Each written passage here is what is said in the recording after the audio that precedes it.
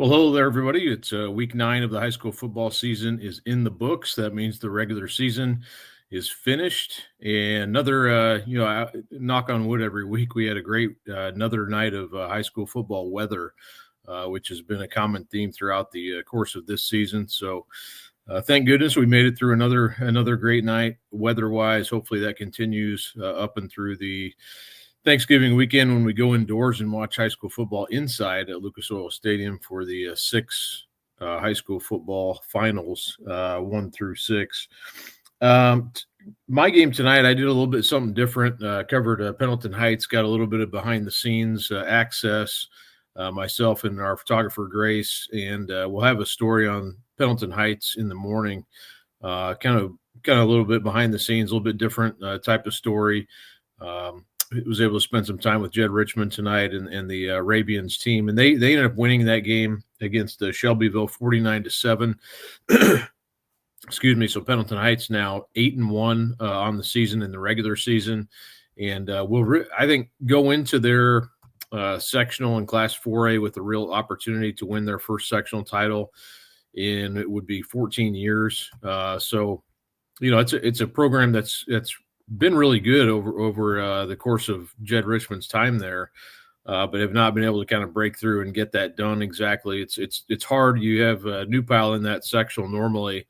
They have since moved up to 5A this season anyway, or for the next 2 years at least. So, that has changed the dynamics a little bit. But I think, and that's the only loss that Pendleton Heights has had this year is to New Pile in a really kind of a lopsided game, but that's, other than that, they're 4-0 against other sectional opponents. They're 6-0 against teams in their class. And like I said, get a 49-7 win tonight. And looking over the stats from that game, Joel Weaver had 2 long runs, had an 80-yard run, a 71-yard run, so 2 long touchdowns. He ends up with 190 yards in 4 touchdowns rushing on the night and on just 12 carries. So big night for him. He's just a sophomore. Brant Gray, the quarterback for Pendleton Heights, he was 9 for 12, 99 yards, 2 touchdowns. Cooper Sims had one of those touchdown catches. Sam Benrent, he's a sophomore tight end. He's going to be a really good player. Good size. He's got a really athletic kid for a tight end. So he had a nice game. Shelbyville's a pretty good team. Donovan Martin, 72 rushing yards on the night. He also caught a screen pass and ran 60 yards. So tough player, tough to bring down. Good senior player. You can tell Shelbyville's starting to build their program up. They have had a long way to go. They've gone through a couple tough seasons here in the last probably going back to about 2020, but seem to be back on the rise and getting back. Hopefully Patrick Parks is helping coach there again, and they were really good under him. So I think kind of headed back in that direction. A couple other scores that just caught my eye tonight. Center Grove beat Bloomington South 33-12. That game was close. I think it was a one-score game. It was 20-14 at halftime, or 20-12 at halftime, excuse me. And Center Grove was able to shut out Bloomington South in the second half of that game. So that's pretty impressive showing by the Trojans in that one in the second half. Really explosive Bloomington South offense this season. I see we have our guest here. I'm going to bring in Greg Rakestraw, and there he is. Greg was on the call of the Brownsburg HSC game tonight. And Greg, I know Brownsburg won. All I saw was a final score. I think it was 35-7. Correct me if I'm wrong, but Brownsburg able to close out the regular season undefeated against the last team to beat them. So it's been a long time since they've lost. That was the only team, even all of last year, that beat Brownsburg. But it sounds like, Greg, they had really no trouble tonight. I'll leave it to you to kind of assess the performance from the Bulldogs.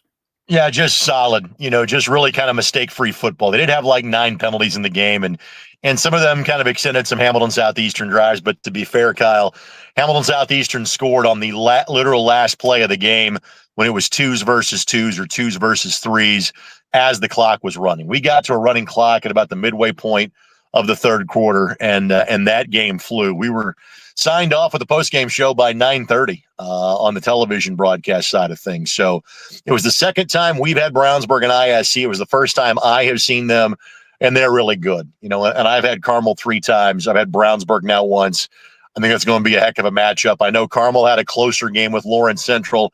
I think a lot of folks expected tonight, but Brownsburg really only has been challenged, by kind of Westfield, of teams in the state so far. So just very impressed with Coach Hart's team. Obviously, a lot of those, offensive players and a handful of defensive guys are back from last year.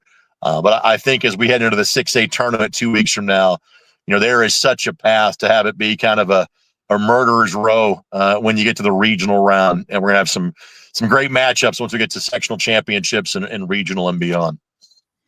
Again, Greg had the call on the ISC network of Brownsburg's 35-7 win over HSE tonight. And like you kind of got to my next question, Greg. I think Carmel and Brownsburg are the 2 best teams I've seen this year. You've seen both teams as well. And I was surprised, but I don't know, haven't dived into exactly what happened in that Carmel Lawrence Central game tonight, but notwithstanding that, what kind of, how do you see those teams kind of matching up, or what would be your takeaway, I guess, if they played tomorrow night? I think it'd be a toss-up game. I think they do things very similarly.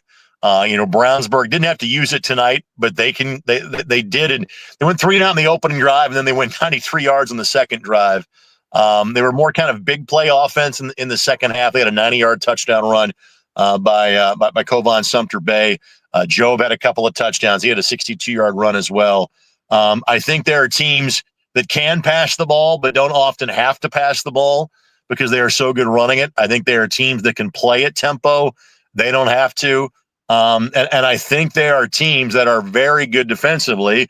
Now, both teams have kind of had a hiccup defensively. Carmel obviously gave up 41 to Trinity in their lone loss back in week number 4, give up north of 30 tonight to Lawrence Central. So, again, that requires a deep dive.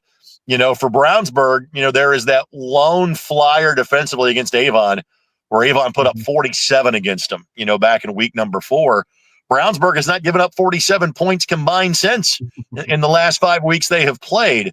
So, again, I think they are very similar. And if there's no kind of speed bumps, if there's no upsets, if form holds, if ranking holds, we'd have Carmel and Brownsburg in the state championship game. It won't be easy to get there. And I think, frankly, Brownsburg has a slightly tougher path to do that than would Carmel. But if that's our state championship game, I think we'd be pretty lucky. I think it'd be a whale of a football game. Yeah, I've heard a lot of people talking about that these last few weeks. As Carmel, we didn't know going in exactly, what they would be, but pretty quickly we found out when they beat Westfield in week 2, and then pretty much everything they've done since then. And I think people knew about Brownsburg. My question, Greg, this year, and you saw Brownsburg firsthand tonight. I've seen them, I guess, just once firsthand, but I've watched other games as well. But I think we knew the offense was going to be really good. The defense just graduated so many people. You just didn't know quite for sure what the defensive side would bring.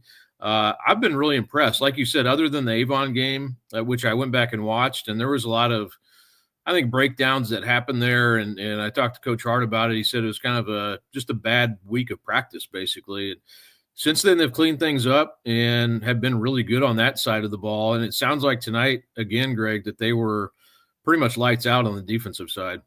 Yeah, more or less, when it was ones versus ones, which was most of the first 3 quarters, HSE would pick up some yardage, but they would get around to the 30, 35, 40-yard line and stop. So, kind of the yardage that Brownsburg would give up, they would kind of give up the 7 to 10-yard outs, but HSE could not establish a run game. Now, frankly, that is not Hamilton Southeastern's strength. They're more of a passing team this year, and frankly, more of a defensive-oriented team than they are probably an offensive-oriented team.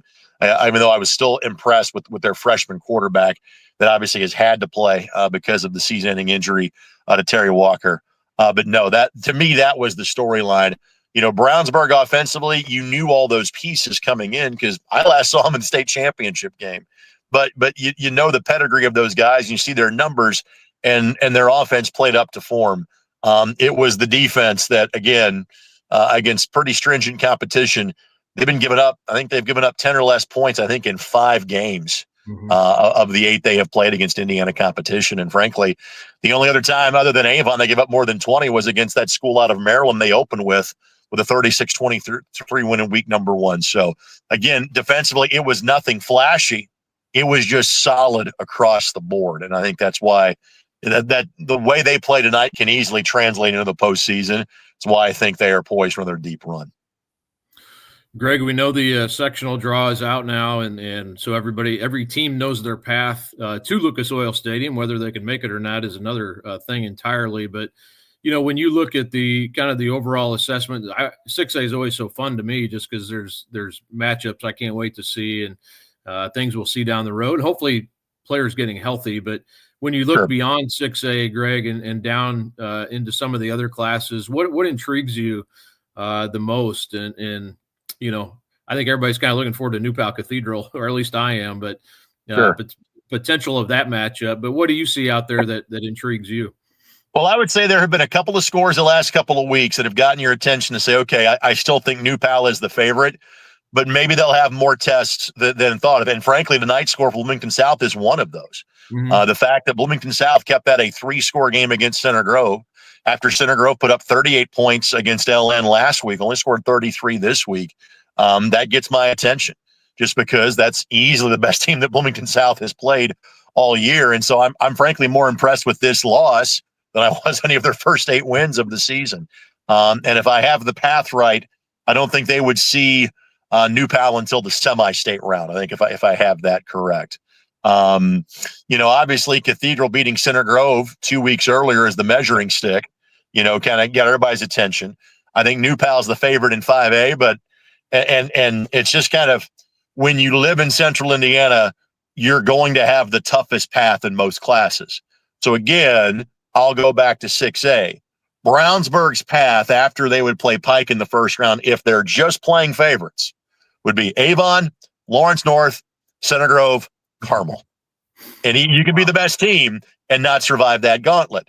You would say something similar to New Pal. And because they drew Plainfield the first game, again, if you're just playing favorites, you're looking at Plainfield, Cathedral, then some combination of Whiteland or East Central in the next game, then Bloomington South, then Lafayette, Jeff, or Merrillville.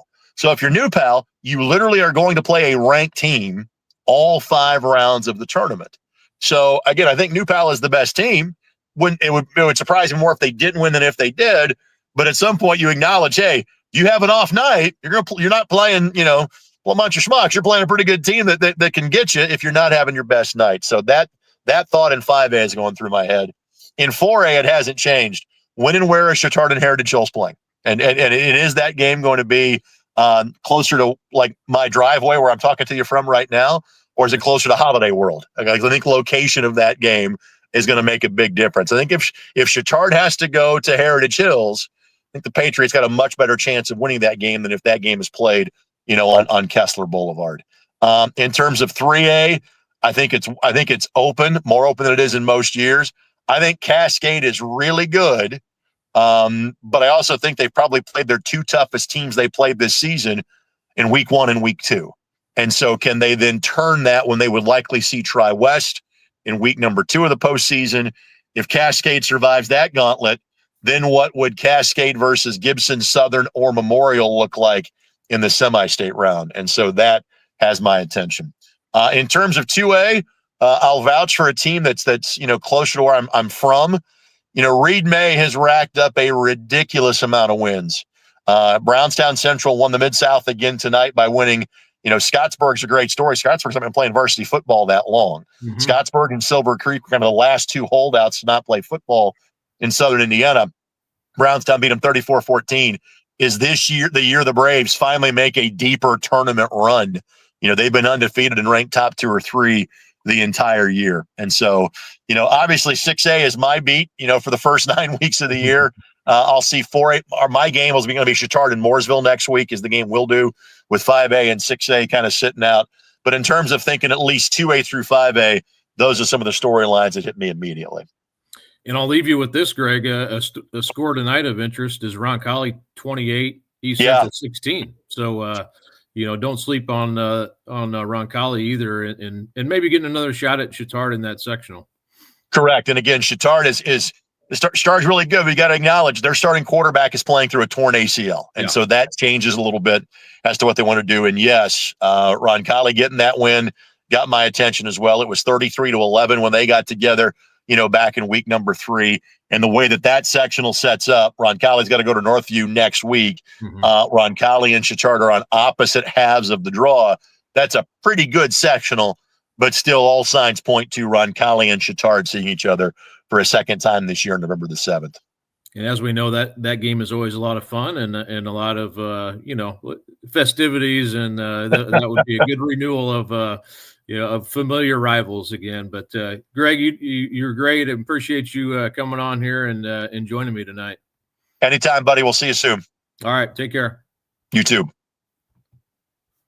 right, again, thanks to Greg Regstraw. He was on the call for Brownsburg and HSE tonight. That one was 35-7. Brownsburg finishes off a undefeated 9-0 season and another championship in the HCC with an undefeated record there as well. And now going to bring in our closer. Most of the time our closer is Rich Torres. I'm actually not going to close with him tonight, but we are in middle relief. I'm the setup guy now. What's going on, man? I got to get to some other stuff after you, Rich. So, but yeah, I appreciate you coming on with me. You had Cascade tonight and Western Boone, and from what I gathered, Rich, very impressive performance again by Cascade. Tell us what happened out there. I don't want to get the final. I believe was it 56-7 tonight? Yep, that was the final, 56-7 and 9-0. You kind of transition there, so like 9-0, 9-0. So second year in a row that they've gone perfect in the regular season. Coach Simmons talked about playing fast, playing physical, and playing with efficiency. And tonight, that's what they did. Basically all year long. Doesn't matter who gets the football, they're going to threaten to score. That hurry up offense that they run is pretty efficient. Obviously not to play off of that word, but it is. Like when you watch them line up, they know exactly what they're doing. They had one penalty on offense where they had an illegal shift, and it was during a 2-minute drill before halftime. But other than that, it was crisp, it was clean. It was multifaceted. Dayton Mink finished out with 2 touchdowns and then another 2 for Luke Farmer, another touchdown for Toby Savini, and then their quarterback Bradley Trevely. He passed for 111 yards and 2 touchdowns. So it really just like pick your poison. Where do you want them to score from? So they were impressive. It was the first time I've seen them this year. And, obviously I heard about them last year when they went 9-0, but I can see why. They go out there with the intention to kind of bring it to you and make you stop or slow them down. And they get huge chunk yardage plays. Obviously Bradley's his touchdown passes were for 40 and 23 yards.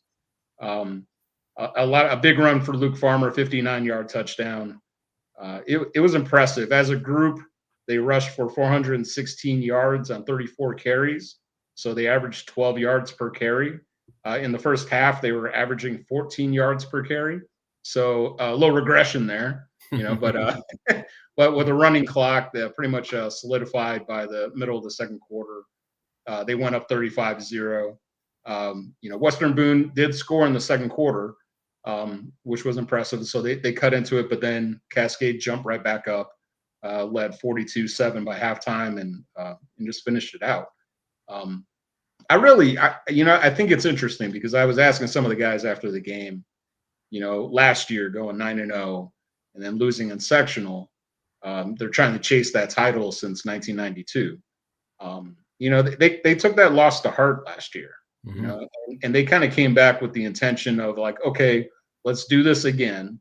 Let's get our opportunity again and let's finish the job.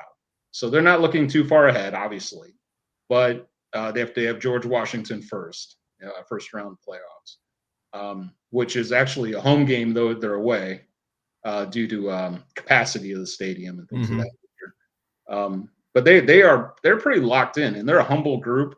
I think it's pretty cool that after the game they formed it was almost like baseball. You know, I kind of wore this hoodie for you and also just for that. But Thank you. yeah, you're welcome. But they formed like the baseball handshake line, you know, along the goal line, and it was pretty cool because you know they basically congratulated each other, but they expressed their love for one another, which just shows that unity and that group mindset that they've needed here these past 5 years to kind of turn this program that really didn't have a name and put it on the map. And they're walking around with a pretty big chip. I would call it a boulder on their shoulder right now. You know, nobody really looks at Cascade and thinks football, and they want to make sure that people change their perspective on that.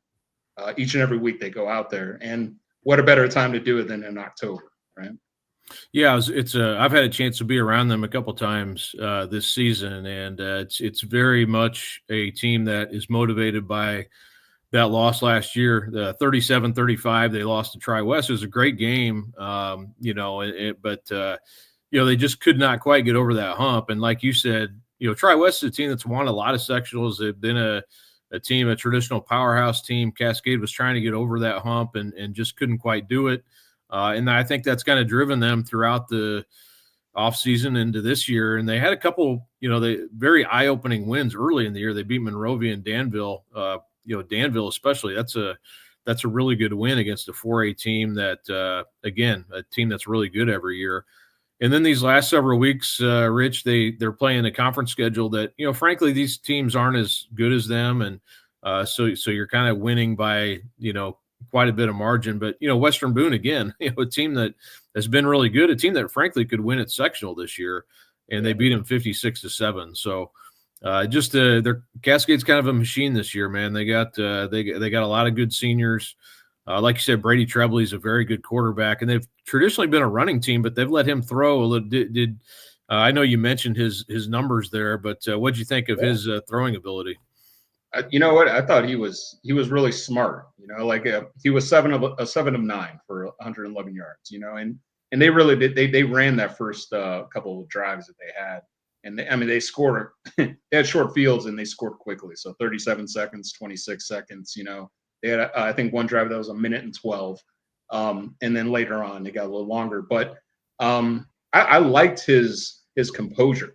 You know, the touchdown pass for 40 yards, he rolled out to his left because he felt some of that pressure, and he didn't rush the throw. He waited for it to develop, and he just kind of set his feet and made a clean, deep field throw. I feel like if they get in a pinch and they need to throw the football, they can do that. But they're going to give you 4 different running looks with some misdirection, obviously. And they run that efficiently. You see the holes open and they just fire through. You know, they're not waiting too long to hit that line of scrimmage.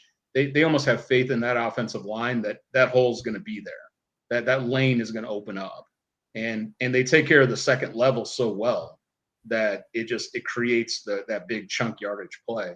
I tell you what, their defense is what really impressed me. You know, they came in, you know, obviously Jacob Smith is a great running back for Western Boone, and he's having a great season. And they really, you know, stymied him at the line of scrimmage.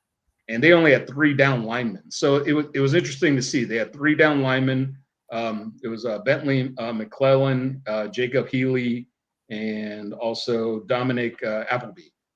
Those 3 kind of created the initial pressure, and then they blitzed their linebackers however they see fit. And it was never really the same thing consistently. And it was impressive at how fast they got to the ball carrier.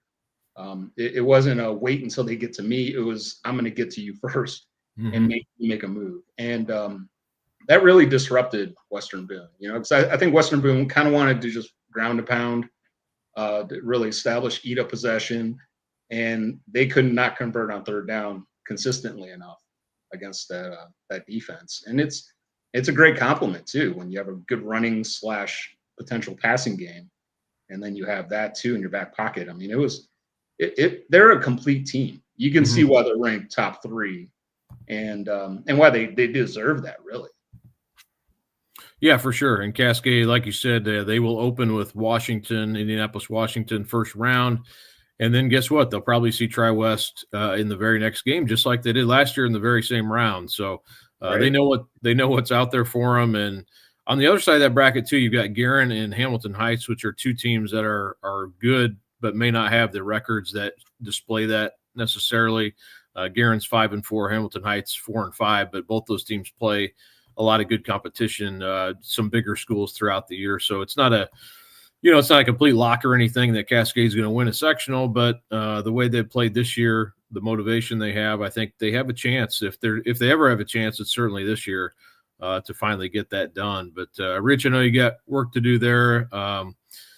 Change your sweatshirt and finish up. I'm gonna buy you a White Sox gift for Christmas, just for you. I appreciate that. Yep. Rich Torres, 56-7, Cascade wins. Thanks, man. Thanks, man. Appreciate it. All right, we'll see you. Yep. Well, thanks again to Rich for coming on and joining me like he does every week. It was a Cascade victory tonight. So Cascade 9-0 again in the regular season. They finish off with that win over Western Boone tonight, 56-7. So really impressive. Cascade and New Pal kind of vying for the most dominant season, I think, in Central Indiana this year between the two of them. New Pal's actually given up less points this year, and New Pal, they won 56-7 tonight. So New Pal, number one in Class 5A, they finish off a 9-0 season. And I was going to check this out. New Pal only allowed 32 points all season in 9 games, regular season. So super impressive, obviously, there what they're doing and probably will continue to do in the tournament. So wanted to get through some other, didn't give too many scores there at the outset just because we had Greg come on and appreciate him coming on as well. But Carmel tonight, that was kind of the score that popped out to everybody. I think they were trailing in that game against Lawrence Central at a couple different points.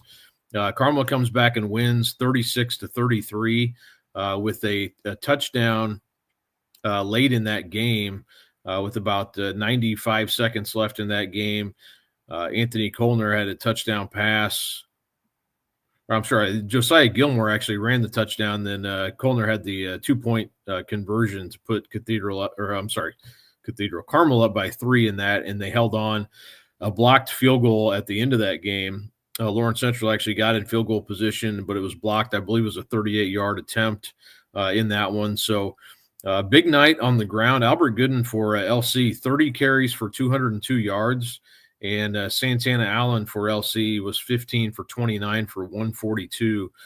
Carmel looked like they did most of their damage on the ground again, 313 on the ground as a team. And then about 77 passing yards tonight for Kolner. So a lot of the damage done rushing. Gilmore and Pemberton, Andrew Pemberton, 133 on the ground, and Gilmore had 103 yards on the ground. So good night for both those guys going over 100, but took everything Carmel had to hold off LC, which, LC, a tough team, and I'm a team that's going to play LN in the first round of the tournament, and that'll actually be in 2 weeks. The 6A and 5A, they don't play next week for the most part. There is one 5A game, but that's it. So, LC, a team that, they play Lawrence North. That will be a challenging game. LC only lost by a touchdown to LN early in the season, and LN's defense at times has had trouble this year. Speaking of LN, they won 42-7 tonight over Pike, so that pushes Lawrence North to the undisputed, untied MIC championship. So if they would have lost tonight, they would have had to share that title, but they win it outright with that win over Pike tonight. So that's 2 in a row for Lawrence North in the MIC. Warren Central finishes 4-1 in the conference, a game back. And, of course, we'll add Carmel and Center Grove back to that mix next year in the mix, so that'll make it more interesting like it used to be. It'll feel familiar again with those two teams being back playing MIC football again and MIC in all sports. Other scores tonight, Crown Point beat Michigan City. Crown Point ranked number 3. That game up north, of course. Michigan City stayed close. It was 42-28, so Crown Point does stay undefeated. They are ranked 3rd in Class 6A. I mentioned at the top, Center Grove did beat Bloomington South. That was 33-12. That game was a touchdown game at halftime, 20-12. Center Grove goes on, pulls away to beat Bloomington South and hands South their first loss of the year. South is ranked number 2 this season in Class 5A.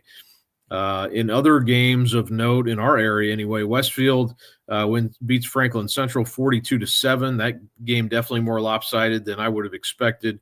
Decatur Central, ranked number 8 in Class 6A, beat Franklin 48-10. Fishers beat Zionsville 28-18. Another big game, Cathedral beats Warren Central 28-21. Cathedral has some good wins this year late in the season. Beat Center Grove, beat Warren Central. Their loss recently came out of state. They went to Covington Catholic last week in Kentucky in the Cincinnati area and lost by a touchdown, 17-10. But overall, Cathedral's been playing really well. And, like we talked about with Greg, I think the thing everybody looks forward to is seeing maybe how they match up against New Pal. That game would happen in the sectional championship game in that sectional in 5A, and very well could determine the state champion with the winner of that game, assuming New Pal beats Plainfield, which is their first round game. Plainfield, of course, a top 10 team as well. But yeah, in that game, the Cathedral got a touchdown. Jimmy Pappas scored on a 10-yard run with 2:26 left to win that game for Cathedral. Again, 28-21 over Warren. I know Warren did not have, again, Keon Thomas in that game. He sat out with that injury he's had. They're trying to get him healthy for the tournament, so I didn't want to get him out there just yet. But, Jack Quillen, again, 249 yards passing for Warren, going to be a really good player. He's only a sophomore, but Warren's been really reliant on the pass here more with Thomas being out. And, again, had a good game tonight. Jimmy Pappas had 241 yards on the ground on 38 carries, 3 touchdowns for Cathedral in that one. So a huge game for Pappas in that one. A good win again for Cathedral. And again, looking at some other scores tonight. And I should mention Knox played last night. So Miles McLaughlin over 10,000 career yards now. He's within about 700 of breaking Charlie Spiegel's all-time record, so probably needs, at his current pace, he would need 3 more games. So getting to the sectional championship could get him over the hump, assuming he would stay healthy and stay on his current pace. Some big, obviously huge number, 10,000 rushing yards. My goodness, I never thought that would, I never thought Spiegel's record would even be approached, let alone broken, at least in, this what's it been 6 years since he set that record. Avon beat Noblesville 31-10 tonight. Elsewhere, Roncalli, huge win tonight, 28-16. Clark Wade was out there for us. He has highlights on IndyStar right now. But a big win for Roncalli and to beat East Central, which just doesn't lose often. East Central 7-2 on the year. Their only other loss was to Lawrence North in week 3. So clearly very good win there for Roncalli. Whiteland beat Greenwood 41-7. Plainfield beat Martinsville 14-7. That game a little closer than you would have expected. Chittard lost tonight, number 1 in Class 4A to Cincinnati Elder. Elder is undefeated, so no shame in that loss. It was 28-7. Chittard got beat in that game. Pendleton Heights, the game I was at, 49-7 over Shelbyville. Lebanon lost to Harrison out of West Lafayette, 26-7. Harrison, a Class 6A program. That's Lebanon's first loss since the season opener to Pendleton Heights. You heard Rich had the Cascade score 56-7 over Western Boone.